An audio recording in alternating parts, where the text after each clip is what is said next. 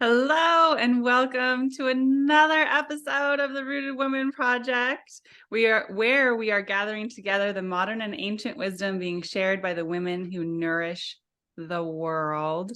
I have a new friend that I get to introduce you guys to today, and her name is Michal Lauren Hunt, and she is a holistic interior designer who seeks to bring peace and ease into the home through intentional design and simplicity. I am in so need of this conversation because one of the things that I know we're going to talk about that you do is infusing a space with mindfulness and simplicity. And as a mom who homeschools twin 7-year-old boys, I'm like, WTF is happening in this landscape over here. And so I'm so excited to talk to you. I'm so excited to get to know like all of the things that you do and to introduce you to everyone who's watching today. So thank you so much for being here. I am so excited to talk with you today. This is so exciting. I would love to just start out if you could just share a little bit about your journey, like how you got into interior design and how you landed in this particular space. Mm. So I feel like it was destiny, if you will.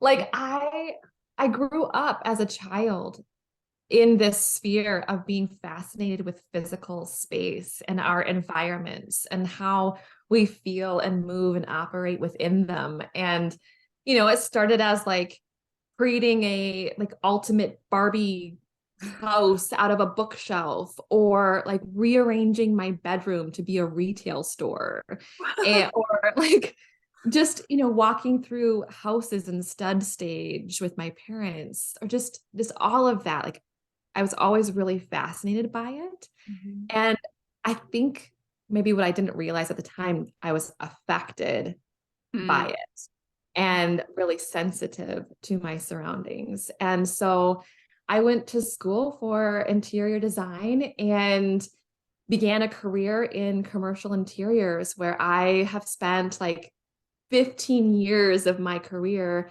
in commercial interiors working on workplaces. So Wow. large corporate workplaces where people spend so many hours of their day in the workplace. And I felt like, what better opportunity to be able to help people and create, spaces that they can feel better in than the workplace. And so Yeah, it started there, and I've seen some pretty scary workplaces. I bet. Yes, and transition those, which has been amazing. But like, as with, I'm sure a lot of people experienced during the pandemic, Mm. um, things shifted. And here, as a workplace designer, I was at the time leading a team of designers in a director role. And I got furloughed because no one was working and no one was going to be updating their workspaces. Right. And so then it's like all of a sudden I had my husband home, whom I've been married to for like 15 years now, and my two kids home, like in kindergarten and preschool or something like that. Mm. And I was trying to figure this out and figure out like what's next. And then I got pregnant. And then it was like, okay, now what? So we decided, you know what, we're going to shift everything. We're going to move our family. We moved from Minneapolis Oh, to Kansas City oh to be my. closer to family in fall of 2020. Oh, And I was 6 months pregnant, and like finding a new home and navigating the move and navigating like unpacking and setting up and getting my two kids settled while I'm like getting ready to bring this other human into the world. right. Um, so that was a big transition. And I found myself like I was ready for a career shift and ready to navigate away from what I had known and start something else, but I didn't know what Right. yet. Yeah. Um, and then it was like, rocking my new baby at night and just thinking about like, well, what's next? What's next? What feels good? What would be aligned? What's my next step? And it's like, I've always loved creating impact for people and a positive impact through space. And what better place to do that than bring that into the home, which is so foundational for all of us. Yeah. And so I really refocused my efforts on the home Mm-hmm. and coming into this space from a different vantage point, from asking bigger questions, really, of like, not how does it look? What's the Right. latest and greatest trend that I can adopt, but rather, how can this space feel and how can this support me and how can my well-being and my just like my thriving be supported by this space around me. Right. And that's what really lights me up and what I really, really want to bring to people. Yeah. So I love that because it's also interesting with this transition into home from your background, because now people are using their homes as such multi-use spaces. Yes. And it could be so hard. I know for me and like me and a lot of the people who I know in this world, like we have our home set up in a certain way, and then we're like, oh, now we got to fit an office in here, and now we got to fit this in here, and where's that going to go, and how to make it feel like distinct spaces so that you can have that energetic break between the different parts of our lives. Yes. Like that feels like it would be such an interesting challenge from working solely on the corporate environment. Yes, very much so. And it's so much more intimate. Yeah. And like, these are our spaces where we live our everyday, where we have these beautiful, wonderful moments with our families, and we're raising our kids and we're connecting with our partners and we're navigating our own journey. And so how can we support ourselves in this way? And especially as spaces are shifting and our habits are shifting and needs are shifting. And you've got, homeschool, and we, need an office space and all of this stuff. And I'm right there too. I mean, I'm kind of camping out in my bedroom right now because I don't have a dedicated office. Yeah. And it's a work in progress. And Right. I always like to say that it's like I'm ever evolving and so is my home. Mm-hmm. That's beautiful and wonderful, and I am going to kind of be on this journey with myself and with my home and navigate through it. Yeah, that's beautiful that it's like a journey, because so I am a very, very visual person. I went to college for graphic design. My Oh my mom God. is actually an interior designer. So when I was a little girl, I used to go to school with her and sit in on her interior design classes and watch her do all of her projects. And so this Gosh. concept of home and design is like absolutely woven throughout my family and my upbringing. But I'm almost like, I don't know what I can like blame it on, but I'm curious, this concept of clutter, right? Mm, Like I feel like there's this interesting balance between, and I'm curious of your opinion, like clutter versus lack of organization. mm. You, you know what I mean? Like, because I struggle with that a lot with like, do I just have too much stuff, or do I need to actually have more homes for it? And so I'm curious from like your perspective of that simplicity piece. Like, I want to hear more about that. Yeah. So simplicity is a big part of my approach and what has been kind of the saving grace for me as I've begun my family and trying to navigate with, I mean, life and kids can create its own sort of chaos and oftentimes bring clutter along with it. And um, I clutter, I feel like, is very different than organization. And some people who struggle with clutter may also struggle with organization, but there's people that may be perfectly great with clutter and then struggle on the organization side. So for me, I always start with decluttering and letting go of what is not needed, used, loved, or aligned.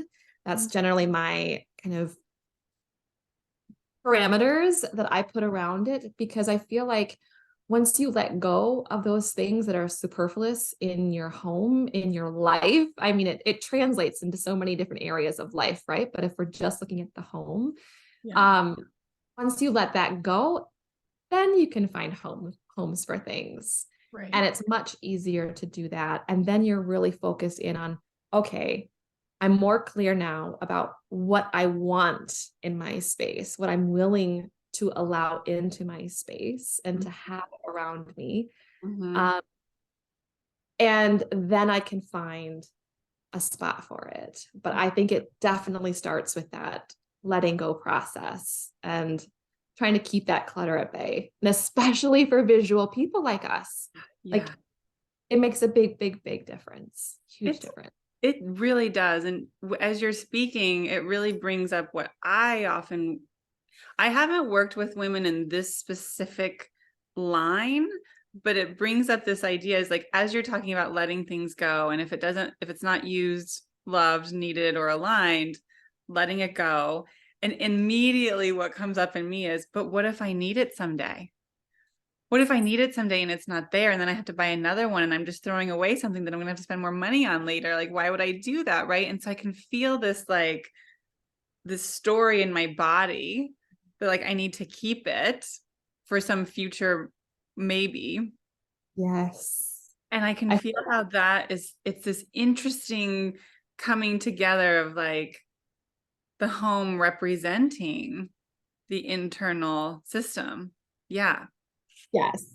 It really it mirrors. It affects us, it reflects us, and it's an interesting physical way to kind of explore our own inner world. And you mentioned that kind of fear of like letting go of things in case I need it later. I have that. I very much have that. Um and it really is a lot of this introspection of like, well, what would happen if I didn't have this and I did let this go? Would that bring more peace, Mm-hmm. you know, or not? Maybe you're just not ready to let it Right. go, and that's okay. I mean, I still have some of my corporate clothing in the closet. Like I've let go of a lot, Yeah. but I still have some that I'm like, well, what if I need this someday? Yeah. I'm just not ready. I'm not ready to let it go quite yet. And that's okay. And there will be a time.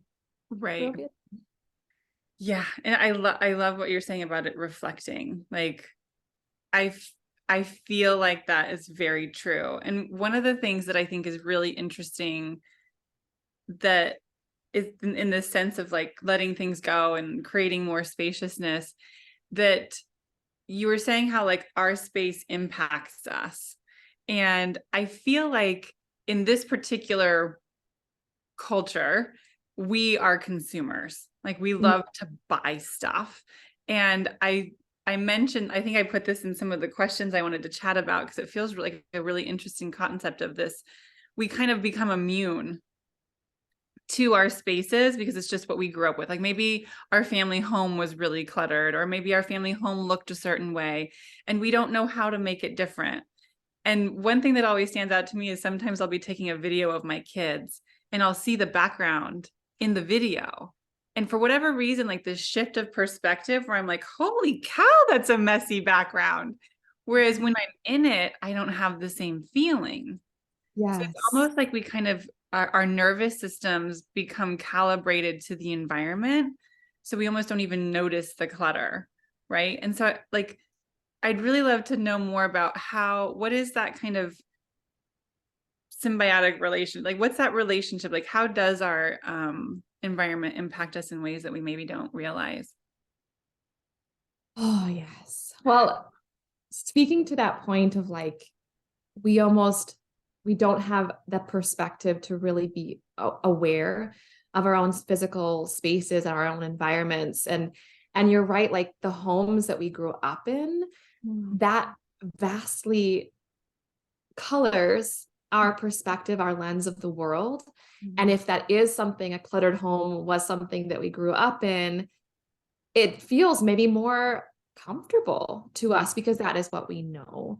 Mhm. Um, so I think there's definitely just an acknowledgement that that is the case. And that's not, it's neutral. It's not good. It's not bad. It just is.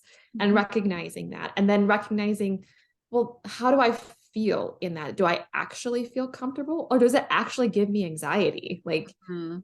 I know a number of people that, and myself included, like a super cluttered space, I feel anxiety Yeah. when I'm in that. Um, Yeah. and so, yes, it's definitely a thing where we can become immune to our own environment. If we have, for example, like our bedroom and we put a pile of laundry to get put away there. And the first day we're like, oh, I gotta get that pile of laundry put away. And then, a few days later, it's like you just sort of like walk past it. You like don't even think about it because it's like moved out into the periphery. Right.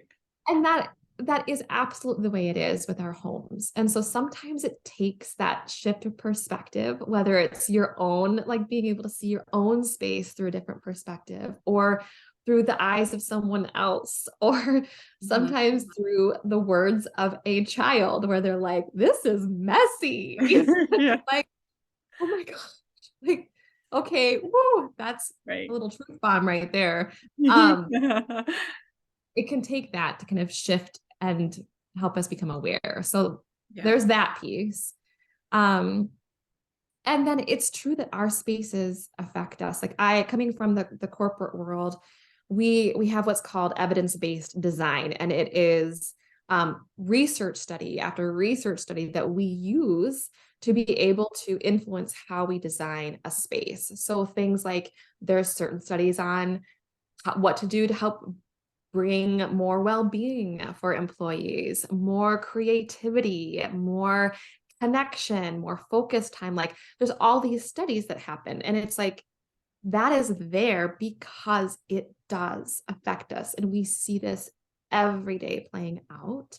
Right. And I'm sure we've all had those experiences with our own homes when either it gets way out of hand and we can feel like our frustration and anxiety levels rising, and it's like this is like the overwhelm sets in. For me, Yeah.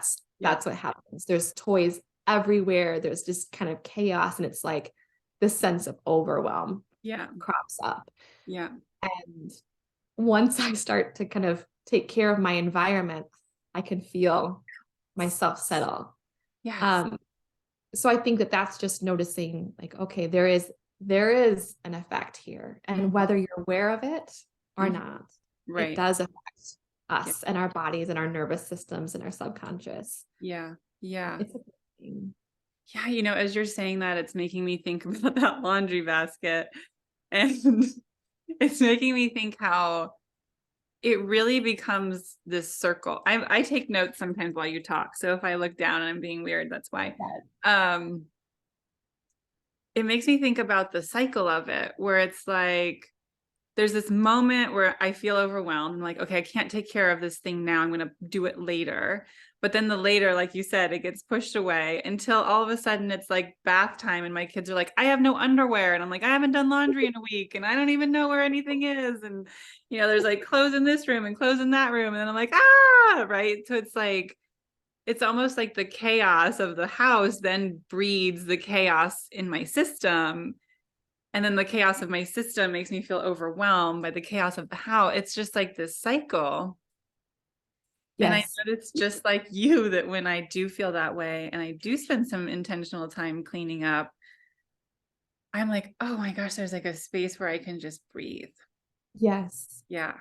Yes, absolutely. Sometimes it's like when there is that moment of overwhelm, okay, can I take 10 minutes and just sometimes I just start with one visible room. If I can just get this living room tidied up, which in all honesty takes like less than 10 minutes. Like if I could just get this tidied up, Yeah. then there's a difference. Then it's like, okay, I've got some space. I Mhm. can breathe, kind of get my nervous system under wraps Yeah. and back to kind of equilibrium, and then let's tackle something else, and then I can be more present, and then I can, like, it affects, it ebbs and flows. And sometimes we can just start with our environment, or sometimes maybe we need to start with our internal environment, and then that can be reflected out to the external too. Yes, I know. I think we actually chatted a little bit about that on Instagram at one point. Like I had posted something and you're like, oh, this is so interesting because I do houses. And like there was like this, because I was talking about navigating the nervous system and how our nervous system then gets reflected on in our spaces. And it's like, it really is, it's going both ways. And it's really interesting. I'm just okay. I'm trying not to make this like all about me and my house of clutter. So, but But it it's just such an interesting, it's an idea that I think a lot of people maybe aren't aware of, mhm. or they don't really like. I think that's like number one, is like having that awareness that Yeah, it does affect us. yeah, And whether we're conscious of it or not, it is affecting us. And so if we can recognize that, well, then we can bring awareness to it. Then we can start getting curious about our yeah, spaces and asking ourselves questions and taking steps to adjust things in a yeah, way that fits us best. So that's the yeah. first step. I love that. I love that it's process, take tiny steps, and then the reflective piece of it. I work with women doing the unconscious piece, like looking at our unconscious patterns and beliefs and our habits. And what's interesting is I've really always approached it from this landscape of, when I sit in sessions with people, I'm listening to the words that they use, because the words that people use will really tell you what's going on under the surface based on like their beliefs and their habits and their patterns. And what I'm realizing from our conversation is in that same way, like what's coming to mind is years ago, I worked with a dear friend who was a feng shui specialist, and she came into my house. She did feng shui and interior design. And then at the time I was living in this little room in San Francisco, and she came in and she like redid my room to be a multi-use space. And she was talking about messes. While they do recede, there's always like that little voice of like, you haven't taken care of me yet. I'm still here. Yep, still got dirty clothes over here. Right. And it's like this nagging that is kind of like this little pinch in the background. And as you were talking, I was like, wow, how many times do we as women and humans ignore the little pinches? Whether it's a relationship that doesn't serve us, or a belief that doesn't serve us, or a laundry basket of dirty clothes that doesn't serve us. I love how you're highlighting how our spaces can be such mirrors for the ways that we go unconscious in almost any relationship, right? Because those are our habitual patterns. Like, do we look under the sheets and clear things out and clear the dust out? Or do we, and I'm sure we all do a little bit of all of it, right? But that's just what's really coming to the surface as you're talking about that, which is, Yes. yeah. And isn't it wonderful if maybe, like, sometimes doing that inner work can be a struggle for some people, Mm. many people. And, but it's like maybe decluttering that pile in the corner is a little less daunting, Yeah. maybe just a little Yeah. bit, than the inner work. It's like, okay, if I know I can kind of get through this and ask myself those questions. And I've heard from someone that's like, clutter is just a bunch of unmade decisions. It's just Oh, unmade decisions. yeah. And so it's like, okay, I have that power, that personal power to go ahead and make these choices and decide Mm. whether this is going to serve me or not. Mm-hmm. Like, what is that doing with that pile of clutter in the corner that just remains there? And Yeah. like, I find it tied so much to our, like, our self-worth and just like self-care, if you will, and self-respect. And it's like, Mm-hmm. I'm not willing to let that just sit and fester in the corner. Like, Mm-hmm. I am worth dealing with that Right. and taking care of that, and having a space that is expansive and allows me to feel that just like Mm-hmm. groundedness, that peace. Like, Yeah. we're worthy of that. Yeah. So maybe we can use our space to help work through that. Mm-hmm. That's beautiful. I love that.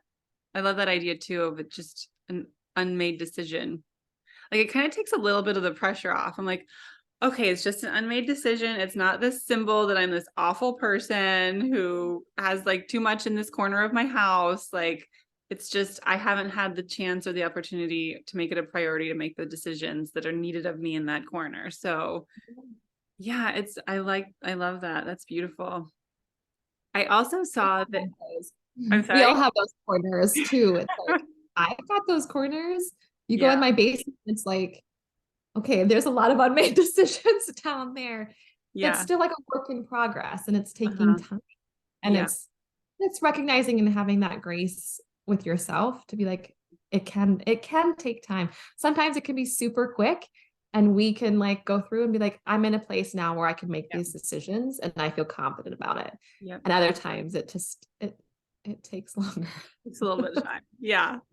So, as a mom, do you include your kids in this process? Absolutely. Yeah. Absolutely. We have I would say it's a family culture now Hmm. of of evaluating our spaces and the things that we have. And it's like I kind of think of it as this, I want to teach my kids stewardship, Oh, right? I love And that word. Yeah. stewardship of their spaces, their belongings. How do they take care of it? How do they take care of themselves? Yeah. How, you know, if our spaces do reflect us, then can I teach them how to help take care of their own, you know, rooms and things like that. Yeah. And hopefully that translates to them taking care of themselves Yeah. as they progress through life. And it's a process. And I've been doing this for many, many years now. And so my kids 9, 5, and 2 have kind of grown up in this. And so it's like, especially my 5-year-old, he'll sometimes come to me and just say, "Hey mama, I don't play with this anymore. I think I'm ready to let it go." Like he uses that language. Gosh. And I have to be like stoic, like, okay, honey, but like underneath, I'm like, oh my gosh, it's I did it. like, yes, it's so exciting. Um, but it's so interesting because it's like, wow, okay, he recognizes that. And it happens daily. School papers, hey, are you done with this now? Or do you need a little bit more time with it? No, I'm done with it. Okay, let's let it go. And I'm very deliberate with the language I use too. Mm, And rather than saying like purging, which has more of a negative connotation, right. I like feeling empowered to let it go or to release. Uh-huh. Like I like those words with it a bit more. Yeah. Um, but yeah, it's a family culture and it starts small. It starts oftentimes with the person who wants to start that process of Yeah. simplifying and being an example. And I'm not perfect and I have to figure it out all the time, but I try to bring my kids on that journey of like, you know what? I'm thinking about I've got some stuff in here in my closet. I'm not using it anymore. And I'm struggling with what should I keep and what should I let go of? Like, will you help me? Like help me with this process. And well, okay, I think I'm going to let go of this and just like narrating it through Yeah. so they have an example. Oh, that's Um, beautiful. so I think that's a big deal.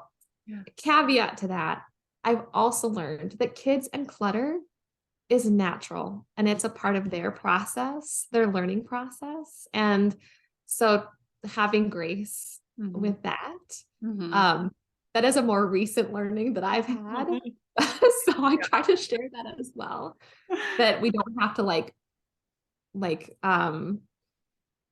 come down on them for not tidying up and Right. having a tidy space all the time. Kids Right. need that creative flow and Yeah. energy and stuff like that around them. Yeah.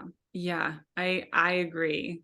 I do think there's like this interesting balance, whereas the home as the holder of the home space, you kind of create these structures that allow there to be some organization for their little minds to explore. Yeah. But then the creative outbursts, having space for that too. Yes. Yes. I love doing that. Having that container that it's like we can have both, Hmm. but recognizing that it's for a time, and that not everyone is going to live well in an environment of utter chaos. Where, I mean, I don't know if you saw recently, like I just posted online my living room over the weekend. There's just like massive kid fort, and there's beanbag chairs and blankets and pillows and stuff like all over the place. And it lived there for a couple days. Yeah. And then it was like, okay, that was so fun. It's time to pick it up now. Yeah. That's, I think, what is so challenging for me, especially being a homeschool mom, is like we'll have school time, clean that up, and then they're like, they have free time. So they get this out, they get that out, they get this out. And then I'm like, okay, now it's tidy time. And they're like, no, like they fall apart. So it's like, I'm just really receiving what you're sharing about having certain structures, and I can feel myself getting inspired around this isn't a structure that I've given my kids from the beginning. I mean, I don't want to throw myself completely under the bus. Like the structures are there. They're just not maybe utilized as often as I would like them to be utilized. But you're inspiring me, re-inspiring me to like kind of just reinitiate those structures, because I find that like when you have that, when you're like, okay, you have your dish, you rinse it, you put it in the dishwasher, right? Like it saves you from those bigger things that you have to take care of that can feel really overwhelming.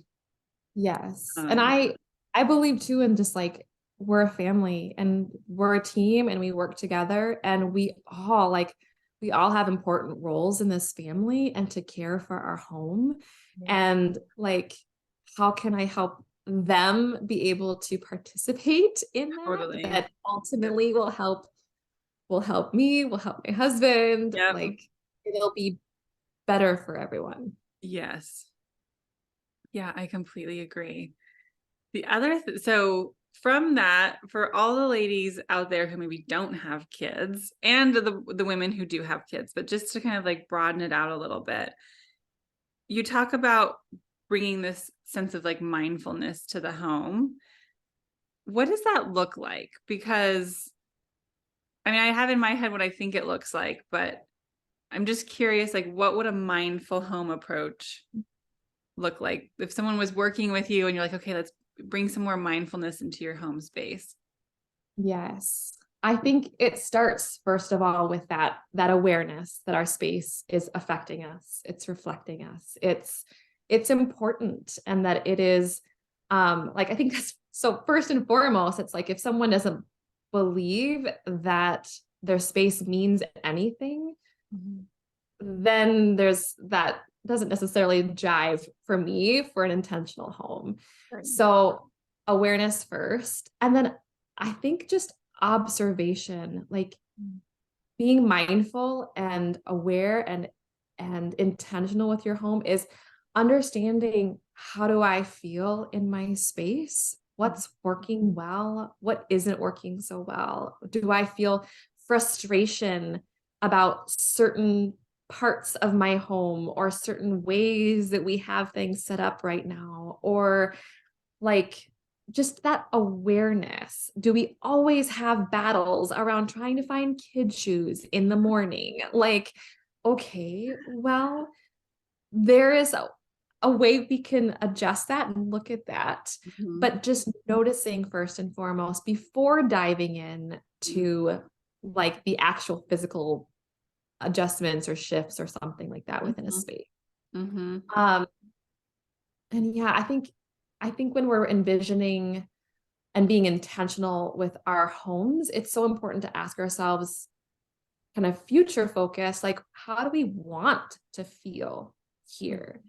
If we want our homes to be this place of like peace, and for me it's like I want peace, I want ease, I want to be able to live life with my family and have my home be this supportive, enveloping element Yeah. for us, like this safe container for us. Like that's how I envision feeling in our home. Mm-hmm. For others, it might be like, I want my home to be this creative, energetic incubator for our like very lively and boisterous family. And it's like great. Well, then if you want that feeling, there's ways that you can create that. So then intentionally looking at your space Mm-hmm. from that standpoint. Um, and I think that that can create such a better outcome Wow. rather than more of a traditional approach, which might be like, well, what's your style? Like, I Yes. have a modern farmhouse. Right. Great. Let's just Right. plaster that all over the place. Nothing against modern farmhouse, but Yes. people can take it to extremes. Right. And I think that our consumeristic mindset and society and marketing and all of that really does us a disservice Yeah. on specifically when it comes to our homes Yeah. and saying like these are the things that are hot right now. This is the style that you need. If you want to feel like you're a part of the it crowd, if you want to have an Instagrammable space, you need X, Y, and Z. And Yeah. it's just like, no, I don't believe in that at Right. all. Yeah. And yeah, I don't. And if we can really focus on the intentionality of what we want and how we want to feel in our space and how we want to be supported in it, Yeah. and then look at it through that lens, it's a better outcome. It will feel Yeah. so much better, so much more aligned. Yeah. Wow. That's so interesting to think about. When you were talking, what it made me think about was how the home then becomes a reflection of the family values. Yes. And then it made Absolutely. then I was like, wow, there's so much crossover. This is so cool. Like it made me think about how we use our bodies, right? And how we like run them into the ground and we overwork ourselves and we don't rest when we're tired because we are in this culture of like do and this idea of taking it easy and being with ourselves and like nourishing our bodies can feel like almost anxiety inducing because we're supposed to be out like being successful, right? And we kind of like we don't honor and nurture this physical space. And here also our home, it's like this totally different approach of actually making it like a member of your family. Like it's like Yeah. this extension of your family and your family values and creating this beautiful container that really supports that within the family and within the self. Like Yes. allowing your house to work for you instead of just being this place where you go chaotic. Like Yes. really turning That's it into like, a tool. yeah, like I find myself like, yes, like that is it. That is so it. And it's like if we can realize the importance of that and how wonderful of a tool our homes can be in that process to support us, like that's Yeah. it's wonderful. Like I imagine our homes and our physical environments as just one facet Mhm. of like well-being. Like we want to eat healthy, we want to exercise. Like we know these things help support our bodies, our mental health, our overall well-being. And this is another facet Yeah. to that that maybe some don't fully grasp or understand. Yeah. And so if we can use that as another tool to help support our overall well-being, ourselves, our families, Yeah. I believe that that just makes us our best selves, where Totally. we can be better in the world Yeah. and like the ripple effect that that can have Mm. on everyone else around us. Mhm. And so it's like I just see like this like bigger picture, this Yeah. bigger picture of our homes and how that can really like amplify Yeah. our impact in the world. That Wow. sounds really like, but like I see that, I feel that. So Yes. I love this perspective because it's not really how I've viewed my home. And it's like it's a subtle, it's a shift, but it's like, oh my gosh, it makes so much sense. Like, yes, I want my house to be clean. And yes, I want it to be filled with things that make me feel love and joy and like it's pretty. But to actually see it as like, whoa, like I'm, like you said, the steward of this space, it makes it almost feel like it's like a living being that I get to care for. it just makes it feel so much more personal. Yes. Yes. And Yeah. it's like it taps into this, the more energetic side of things, where it's like, if we are what 99.99999% like energy, and our space is as well, like it's all this energy that's affecting, and like it's all around us, it's affecting us. And if we can be able to be a better steward of that, like I Mhm. just I think it creates better humans. Like, can we be better stewards of our belongings, our homes, our money, our bodies, our environment? Like, if we can Yeah. learn these skills, it translates into so many wonderful Yep. ways Yep. where we can just be better humans. Yeah. Wow. That's really a big takeaway I'm going to take from our time, which is just that crossover of how all of these micro ways we approach different relationships really do carry over into all Yes. of the rest. That's It's all really, connected, right? what's that? It's all connected, It's right? all connected. So I want to give you time and space to talk about what it looks like to work with you, because I'm really curious, like from a personal perspective here, let's be honest. But before we do that, you touched on something that I'm really connected to, which is like the energy of a space. And I saw on Instagram the other day, you did, I don't remember what the overall reel was about, but there was something in there where you talked about cleansing the space of a new home. Mhm. Um, and I love space clearing and cleansing homes. So I would just love to give just like some time for you to talk about that process. And yeah. Yes. Well, that is something I'm still learning about. Like, I am a big time learner. I love deep diving into subjects, and that whole side of things has been something I've been learning over the years. And I find that there's so many interesting different modalities that people use and different cultures use to kind of cleanse and clear the energy of a space.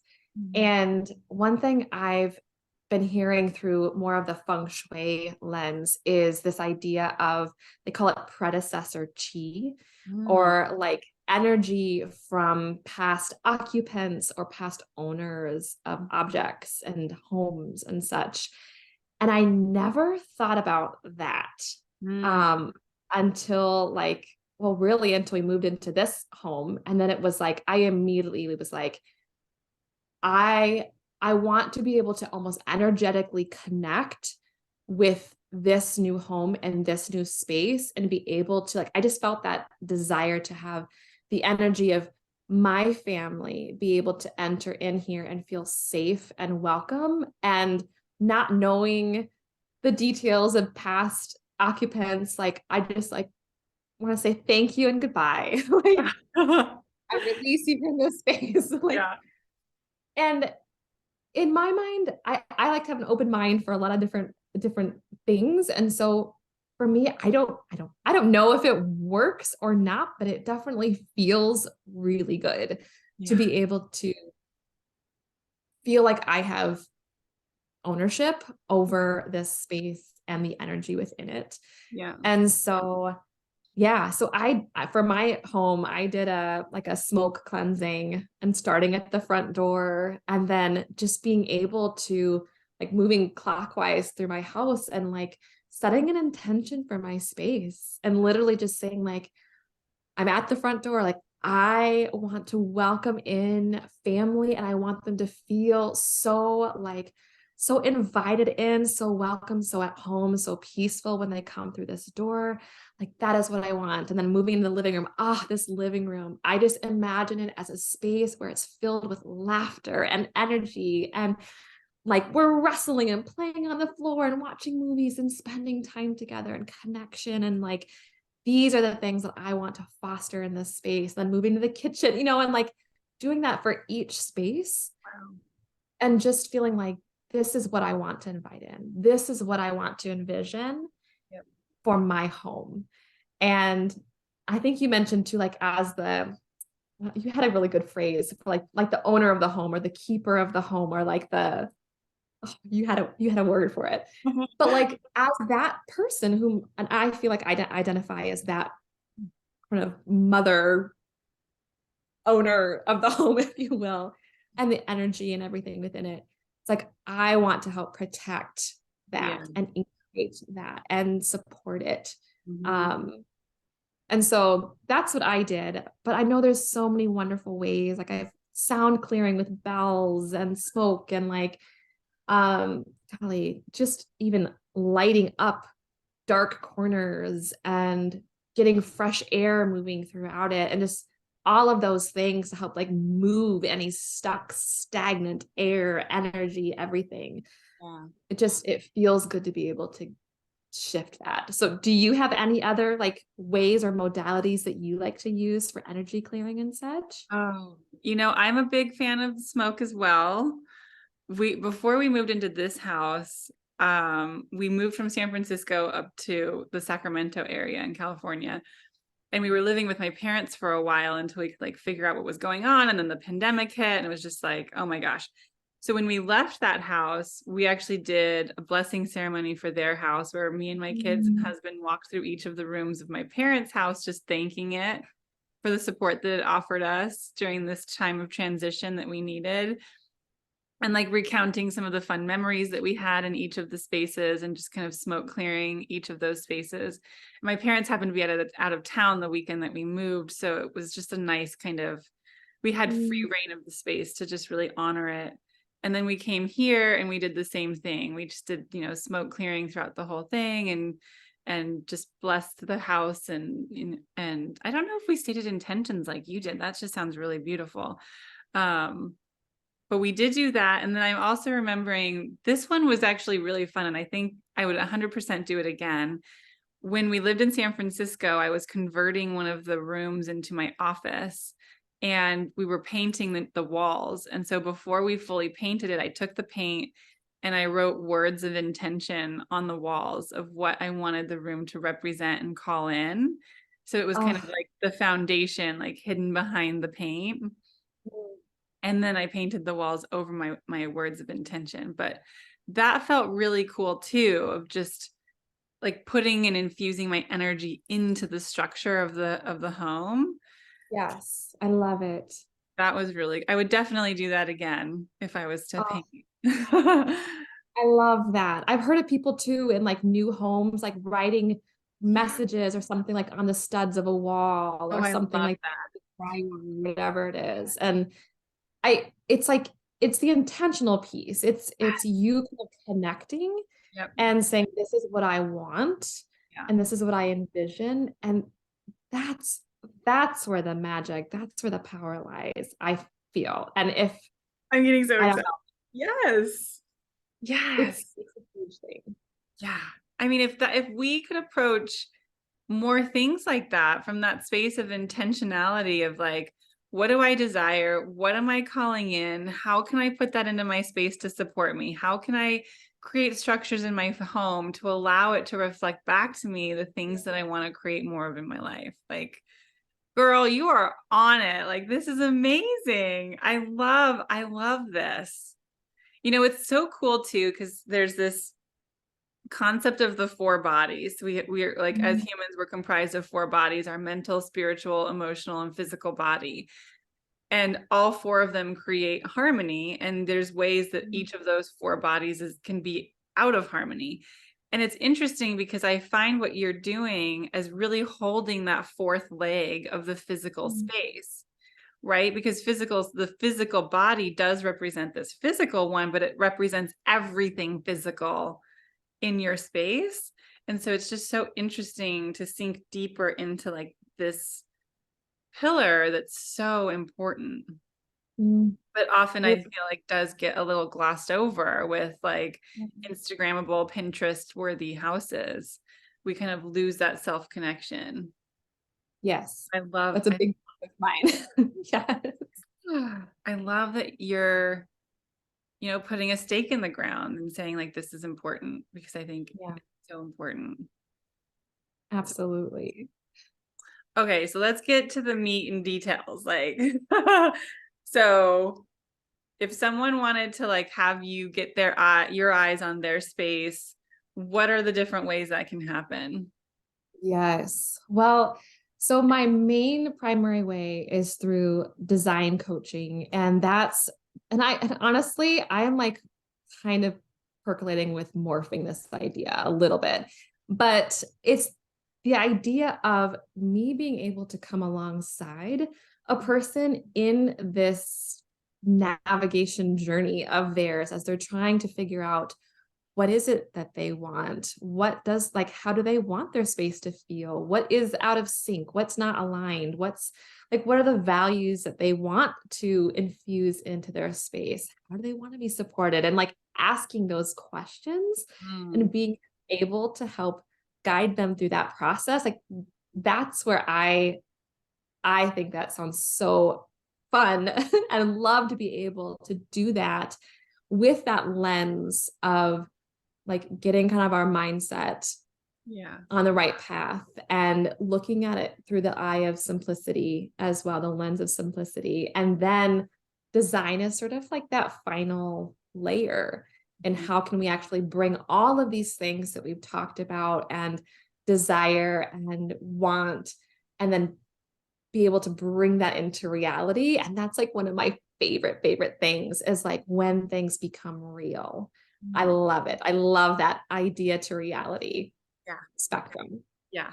Um, so working with me really is about just kind of talking and having a conversation like this. I love getting to know clients and really understanding like what is it that makes them tick? What is it that makes them feel alive and that they're passionate about and all of that, because I believe that there's both the things that are said and the things that are unsaid that I can then pick up on.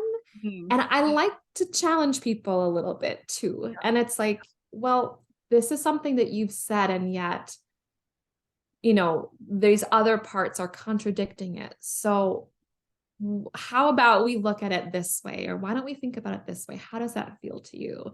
And yeah, challenging it a bit. And I think people need that. Like they need to get unstuck and out of that rut of this is always the way I've thought about things. Yes.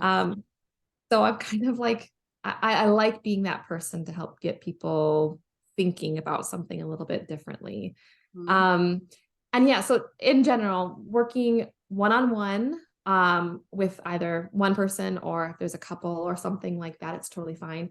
And then I like it over time. So we end up meeting every couple weeks and having a workshop, an interactive, collaborative workshop call where we can really dive in and dig into what might this look like. And I might be doing things, on the screen where I'm visualizing, or I'm doing digital sketches, or I'm like, what do you think about this? And how about this? And like, let's imagine this, or whatever needs to happen in order for that idea to come to light and be understood. Um, and then it's like, let's get down to business. Okay, what might those next steps be? And helping to kind of guide them through that process. Mm, And I love layering in the app Telegram. So we have this continual dialogue chat, love it. which is so fun Yeah. because it's like, then my clients feel like they have easy access to me, Yep. and they can ask those quick questions of like, oh, I was kind of thinking about this. What are your thoughts? Yeah. Whatever it is. And they have that access. They don't have to wait. They Mhm. have the access. Um, so that's really, really fun.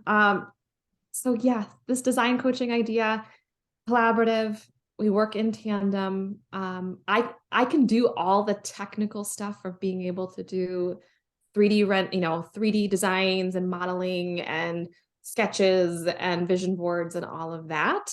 But I Mhm. kind of go on a case by case basis of what's needed. Yeah. And so yeah, Oh, that's the gist of it. Right now it's a 3-month container, but I'm open to adjusting the time frame a little bit depending on what people really need. yeah. So Oh, I love yeah. it. I love it. Okay, well, we will make sure to have all of your information so people can reach out and get more. If there were any questions that I didn't ask, that you guys are dying to know, you can reach out directly. This is really exciting. I'm like, astrologically, I have a Cancer rising sign, which is all about the home and the house and Oh, like being cozy. So you're like so speaking my language right now. I'm like, yes, yes, this is just like, and having that pair of eyes. Like, I love that you said that you challenge people a bit, because for so many people, I think they just don't know how to use their space, yes. or like they put things where they think it's supposed to go, but maybe it doesn't quite feel right, but they don't know where else to put it. And especially with multi-use spaces. So I love that you Yeah. have like a little bit of a challenger in there too to help really get Yeah. people unstuck. So Very much so. And I do it in the most gentle of course. way possible. I always respond to that person's energy and what's going to work best for them. But I think there's a lot of, there's things that we just have in our homes, stuff we have in our homes, and it's like, oh, well, tell me more about that. And why is that there? Oh, well, that's just where we put it when we moved in. Oh, well, have you thought about this? Or Mhm. I all love of those things. that. And it Yep. can be so illuminating and helpful. Mm. Well, thank you so much for being here. And thank you so much for sharing this with me and with everyone. I know for certain I am in need of your services. So we're gonna have that when we hang up. But like I said before, I'll make sure to include all of her information so you guys can find her directly. Um, and I will see you in the next episode. Thank you so much for being here. Thanks, Tanisha.